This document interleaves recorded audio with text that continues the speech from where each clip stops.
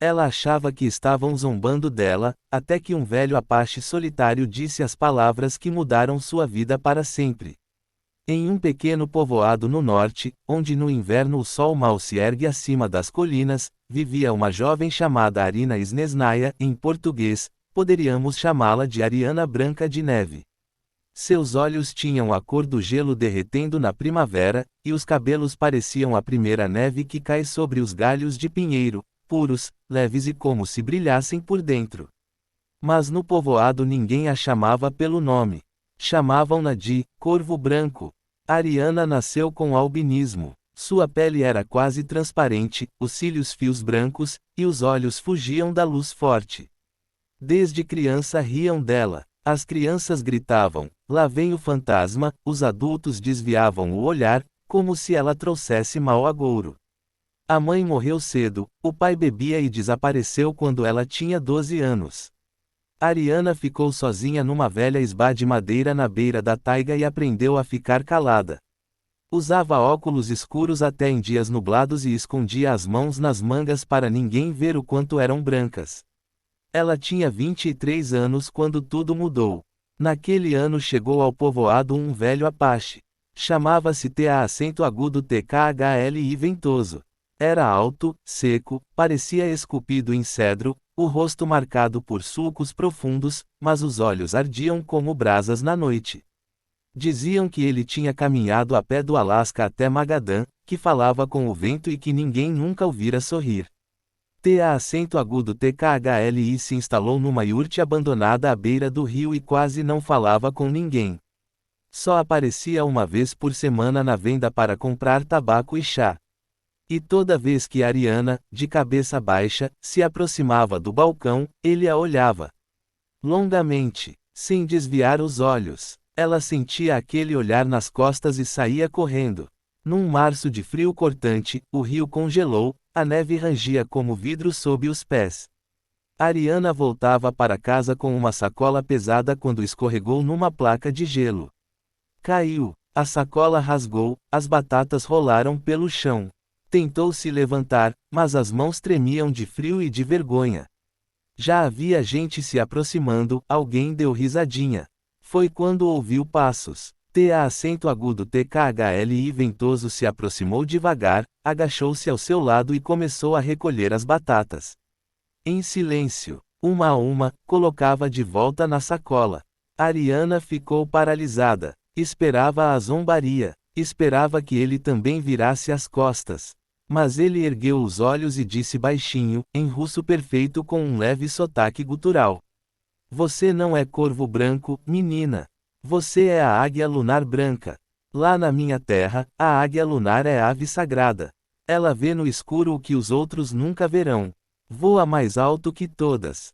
E quando grita sobre a tundra, significa que os espíritos a escolheram para carregar a luz. Ariana o encarou sem conseguir dizer uma palavra. Lágrimas rolavam por seu rosto e congelavam na hora. Ele continuou: As pessoas têm medo do que brilha mais que elas mesmas. Riem porque dentro estão vazias. Mas você está cheia. Você brilha mesmo quando se esconde. Pare de se esconder. Ele se levantou e estendeu a mão.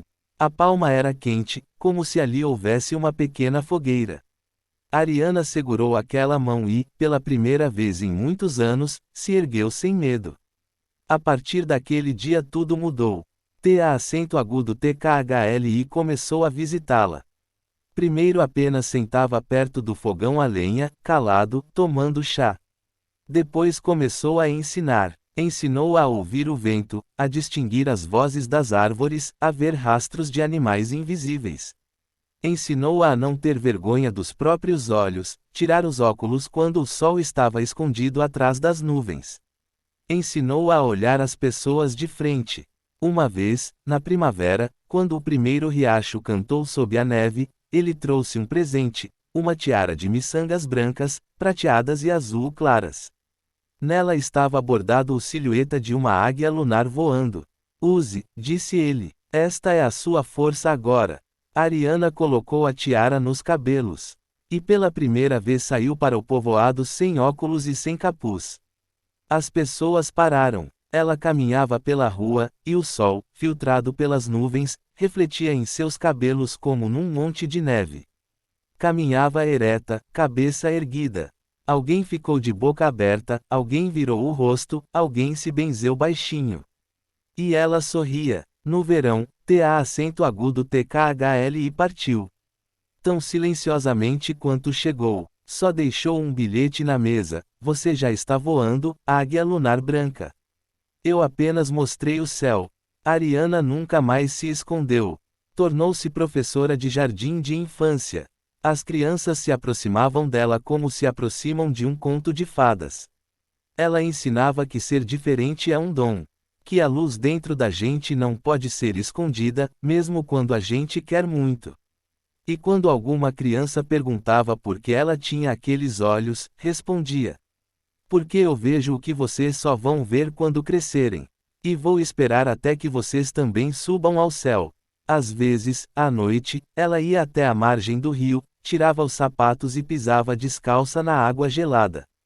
Erguia o rosto para a lua e sussurrava: obrigada, vovô acento agudo TKHLI.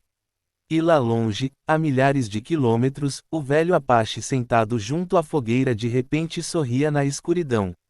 Porque sabia, a águia lunar branca finalmente abriu as asas. Ela achava que estavam zombando dela, até que um velho Apache solitário disse as palavras que mudaram sua vida para sempre. Em um pequeno povoado no norte, onde no inverno o sol mal se ergue acima das colinas, vivia uma jovem chamada Arina Snesnaya, em português, poderíamos chamá-la de Ariana Branca de Neve. Seus olhos tinham a cor do gelo derretendo na primavera, e os cabelos pareciam a primeira neve que cai sobre os galhos de pinheiro, puros, leves e como se brilhassem por dentro. Mas no povoado ninguém a chamava pelo nome. Chamavam-na de Corvo Branco. Ariana nasceu com albinismo. Sua pele era quase transparente, os cílios fios brancos, e os olhos fugiam da luz forte. Desde criança riam dela. As crianças gritavam: lá vem o fantasma, os adultos desviavam o olhar, como se ela trouxesse mau agouro. A mãe morreu cedo, o pai bebia e desapareceu quando ela tinha 12 anos. Ariana ficou sozinha numa velha esbá de madeira na beira da taiga e aprendeu a ficar calada. Usava óculos escuros até em dias nublados e escondia as mãos nas mangas para ninguém ver o quanto eram brancas. Ela tinha 23 anos quando tudo mudou. Naquele ano chegou ao povoado um velho Apache. Chamava-se acento agudo TKHLI ventoso. Era alto, seco, parecia esculpido em cedro, o rosto marcado por sulcos profundos, mas os olhos ardiam como brasas na noite.